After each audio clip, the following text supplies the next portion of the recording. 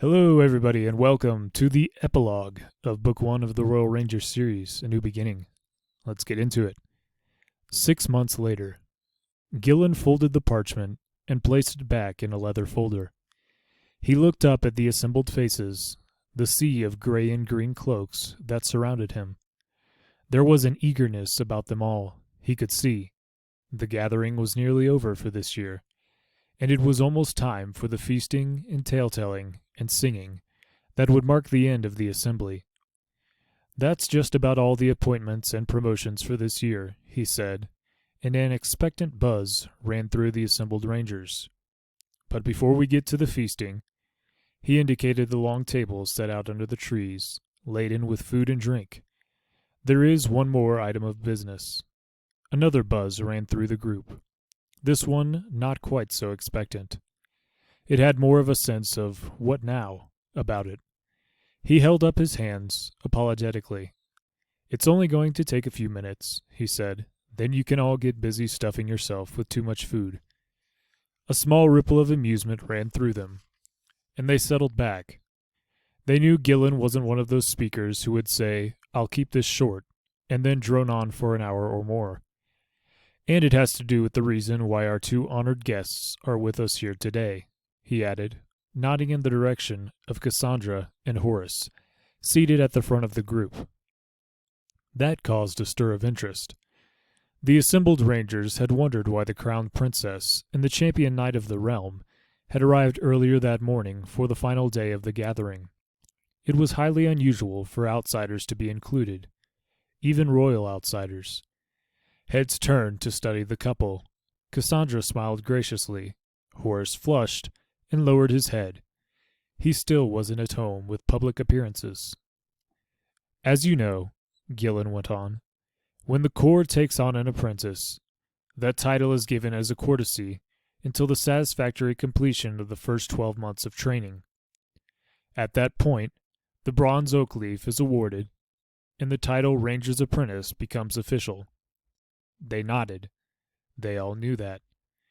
"But today, we have among us a first-year apprentice who, after only 9 months of training, has already proved worthy of the official title and the award of the Bronze Oak Leaf.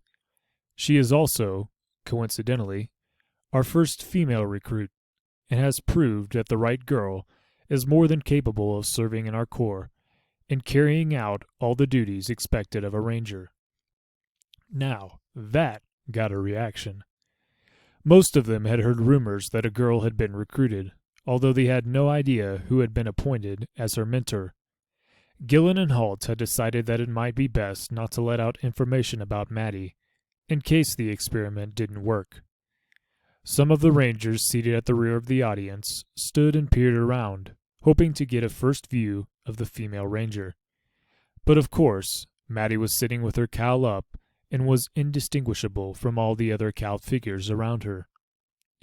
In the course of the last 9 months, she has passed every test set by her mentor, an extremely hard judge, if I might say, and has introduced a new weapon to the Corps. I suggest that you ask her to demonstrate this when the official side of things is over. "Which will be when?" a lugubrious voice called from the middle of the crowd, and everyone laughed. Gillen nodded good-naturedly in the direction of the speaker. "Not long to go. But to continue, not only has this recruit shown her ability and training, she has proved her worth and her courage in the field as well. 6 months ago, she undertook a mission with Will Treaty, whose name you may be familiar with, to break up a slaving ring on the East Coast and return 10 kidnapped children to their homes. Now, more and more heads were turning, seeking the whereabouts of the new ranger.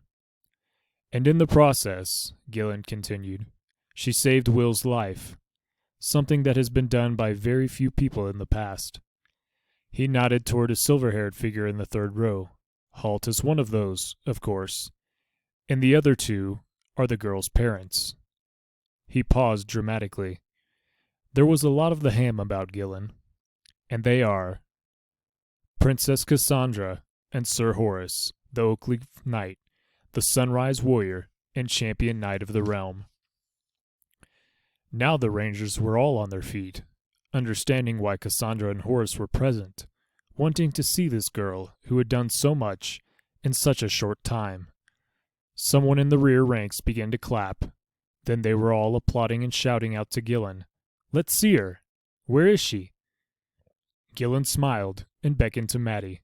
She rose, throwing back the cowl of her cloak, and made her way to the podium where he stood. She was still limping slightly, he noticed. She would probably have that limp for the rest of her life. As she turned to face the members of the corps, the clapping changed to cheering and whistling. She looked around the sea of faces, picking out some she knew. Will, of course, had both fingers in his mouth and was emitting a piercing whistle and contriving to grin hugely at the same time. Halt was standing, nodding slightly and smiling. For Halt, that was the equivalent of bugles and drums.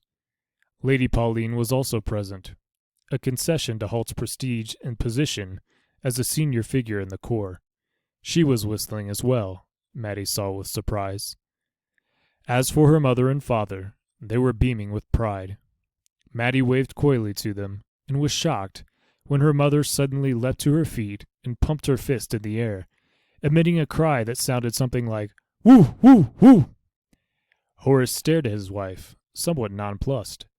She grinned at him and pumped her fist even harder. "Woo, woo, woo!"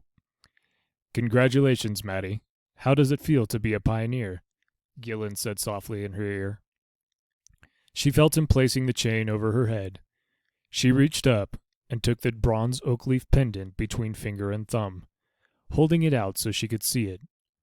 Her eyes misted with tears of pride. "And now, let's eat!" Gillen shouted, and the cheering redoubled. They had feasted, they had laughed. They had drunk toasts to fallen members of the corps, Liam among those named.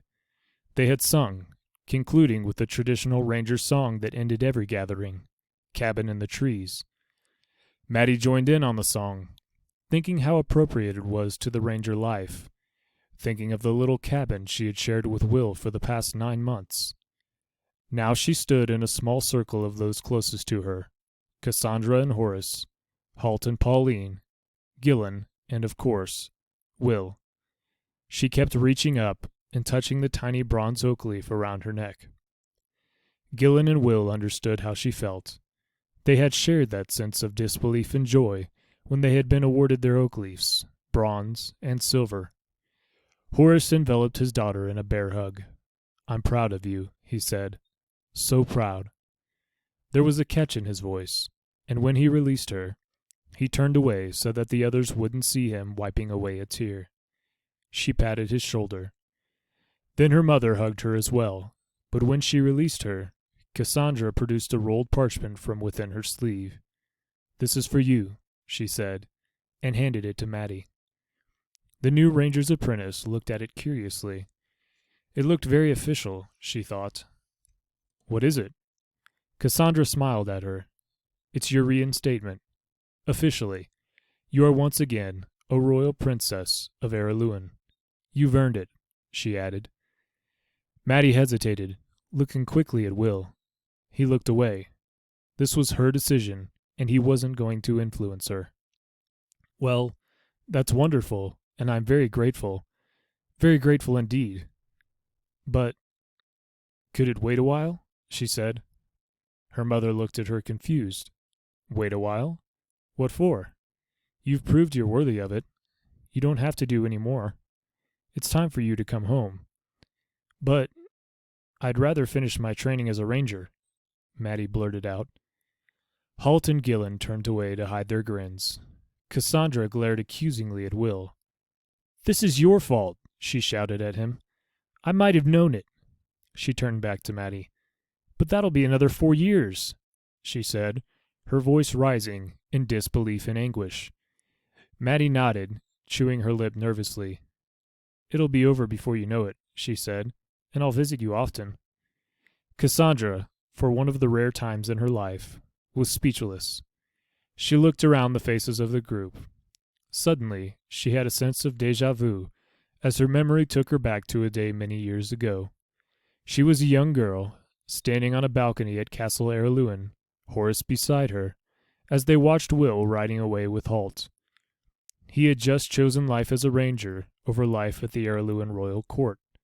Now, it was happening again. "I've been here before," she finally managed to say. Horace nodded, knowing what she was thinking. "And I told you then, rangers are different from the rest of us. I was right then, and I'm right now." Cassandra opened her mouth and shut it again several times. Finally, she appealed to Horace, whose strength and common sense had supported her on so many occasions throughout her life. "What should I say?" she asked. He smiled at her, then at Maddie. "Say yes," he told her. All right, that is the end of the epilogue and the end of the entire Book 1 of the Royal Ranger series, A New Beginning. Thank you, everyone who joined me throughout the entirety of Book 1. I do really appreciate it, and I hope you enjoyed it. I'll see you all next time in Book 2 of the Royal Ranger series, entitled The Red Fox Clan. God bless, and have a good one.